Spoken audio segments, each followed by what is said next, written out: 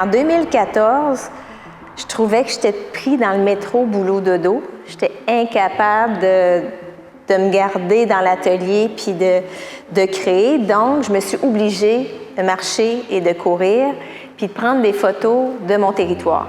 Avec ça, j'ai créé ma première exposition en 2017 qui s'appelait « Ralentir le temps ».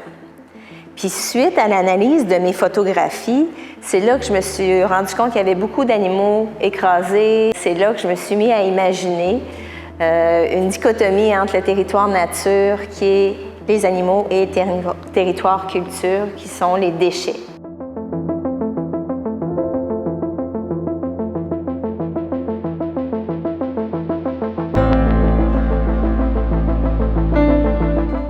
J'ai poussé plus loin le concept que juste photographier les déchets. Je ramassais les déchets.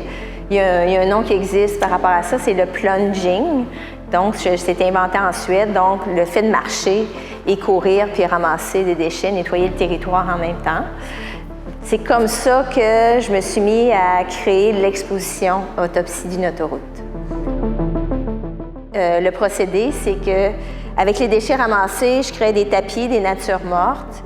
Puis après ça, c'est un peu bizarre, là, j'allais dans mon congélateur parce que j'avais ramassé les roadkill, les animaux morts de bord de route.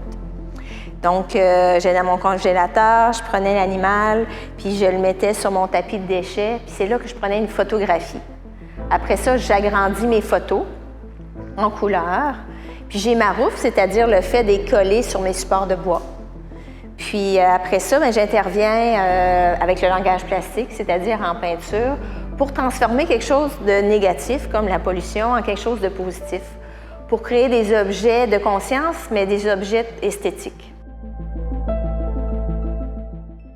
En analysant les déchets, on se rend compte qu'on est capable de porter un regard critique sur la société de consommation, mais en même temps, on sent que c'est des indices anthropologiques pour comprendre l'humain, comprendre à quel point on a besoin d'artifices pour vivre.